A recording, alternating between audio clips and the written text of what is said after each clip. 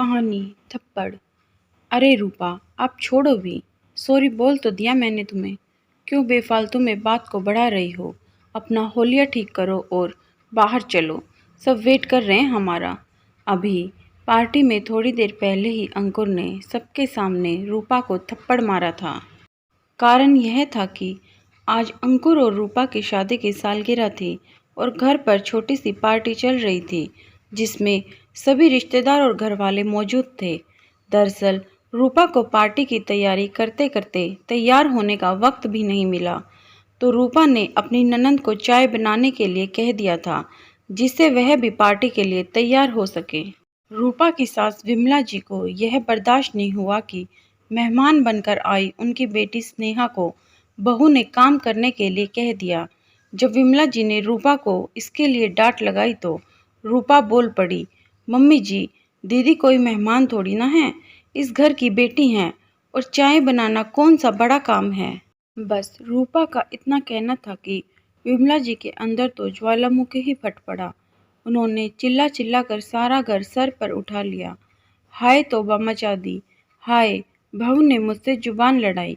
इतना सुनना था कि बिना कुछ सोचे समझे अंकुर ने सबके सामने रूपा को एक जोरदार थप्पड़ जड़ दिया। ऐसा नहीं था कि अंकुर ने रूपा पर यह पहली बार हाथ उठाया था। अपनी मम्मी और बहन के शिकायत करने पर वह रूपा पर अक्सर हाथ उठा देता था, मगर रूपा हमेशा अपनी गृहस्थी बचाने के चक्कर में चुप ही रह जाती थी और सोचती थी कि समय के साथ सब ठीक हो जाएगा। लेकिन अंकुर ने आज तक किसी रिश्तेदार या दोस्त के सामने उस पर हाथ नहीं उठाया था। आज पहली बार था कि सबके सामने अंकुर ने रूपा पर हाथ उठाया था, इसलिए आज रूपा को थप्पड़ लगने से इतना दर्द नहीं हुआ, पर सबके सामने जो उसका अपमान हुआ, उसकी जलन उस थप्पड़ की मार से कहीं ज़्यादा थी। रूपा रोते हुए अपने कमरे में चली गई। अब सभी मेहमान पार्टी में आ चुके थे, लेकिन रूपा अभी तक अपने कमरे से बाहर नहीं आई थी। सभी मेहमान रूपा के बारे में पूछने लगे थे। विमला जी ने इशारे से अंकुर को रूपा को कमरे से बाहर लाने के लिए कहा, क्योंकि विमला जी मन ही मन सोच रही थी, अगर रूपा कमरे से बाहर ना आई तो वह सबको क्या जवाब देंगी। अंकुर माँ के कहने पर रूपा को मनाने कमरे में गया।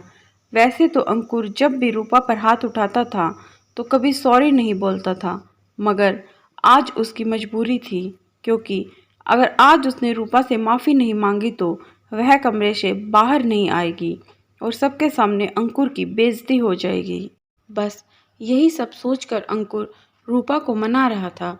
छोड़ो ना रूपा, तुमने माँ और दीदी से बदतमीजी से बात की, इसलिए मुझे गुस्सा आ गया और मेरा हाथ उठ गया। हिसाब बराबर हो गया यार। रूपा का दिल भीतर ही भीतर रो रहा था। जिस खुशहाल वैवाहिक जीवन के 1 साल पूरे होने पर आज पार्टी रखी गई है, उसमें उसकी खुशी और सम्मान है ही नहीं। क्या सबके सामने इस तरह थप्पड़ मारने के बाद अकेले में सॉरी बोलने से हिसाब बराबर हो जाता है? रूपा के हाथों की मुट्ठियाँ गुस्से और अपमान के कारण कसी हुई थी। उसका सारा शरीर काँप रहा था। वह उठी, अपने आंसू पोंछे और अंकुर की तरफ देखा। अंकुर की आंखों में कोई पछतावा नहीं था। वह तो रूपा को उठते देख कुटिलता से मुस्कुरा रहा था। आज रूपा के सब्र का बांध टूट चुका था। उसने मन ही मन कुछ सोचा और तैयार होकर अंकुर के साथ बाहर पार्टी में चल पड़ी। बाहर पार्टी में आते ही रूपा अंकुर के पास आई और एक जोरदार थप्पड़ उसके गालों पर जड़ दिया।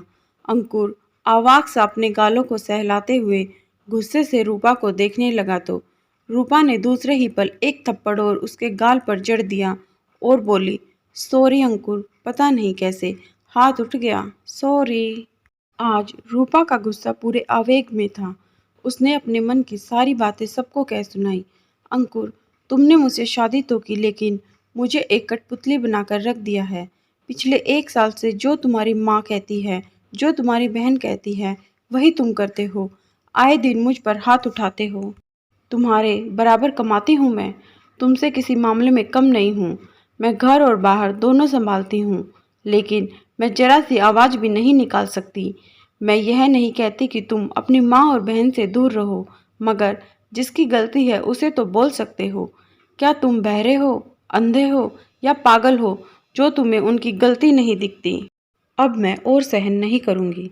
बर्दाश्त की भी एक हद होती है और आज वह हद मेरी ख़त्म हो चुकी है। अगर आइंदा से तुमने मुझ पर हाथ उठाया तो मुझसे बुरा कोई नहीं होगा और समझा देना अपनी माँ और बहन को, मैं उनकी नौकर नहीं, इस घर की बहू हूँ। जैसे तुम्हारी बहन अपने ससुराल में बहू है, वैसे ही मैं तुम्हारे घर की बहू हूँ, समझे? कहते हुए रूपा अपने कमरे में वापस चली गई। अंकुर, उसकी माँ और बहन कुछ बोल ही नहीं पाए। सभी रिश्तेदार उनको कुछ न कुछ समझा समझा कर जाने लगे तो वह तीनों शर्म के मारे धरती में गड़े जा रहे थे और मन ही मन सोच रहे थे, काश उन्होंने रूपा से अच्छा बर्ताव किया होता तो आज इसकी नौबत ही ना आती। आज रूपा ने जो अपने आत्मसम्मान के लिए एक सही कदम उठा लिया था, जो उसे पूरी ज़िंदगी सम्मान देने वाला था। दोस्तों, कहानी कैसी लगी हमें कमेंट के माध्यम से ज़रूर बताएं। कहानी को लाइक करें, शेयर करें, चैनल को सब्सक्राइब करें, बेल आइकन दबाना ना भूलें जिससे हमारी कहानियाँ सबसे पहले आप तक पहुँचे। धन्यवाद।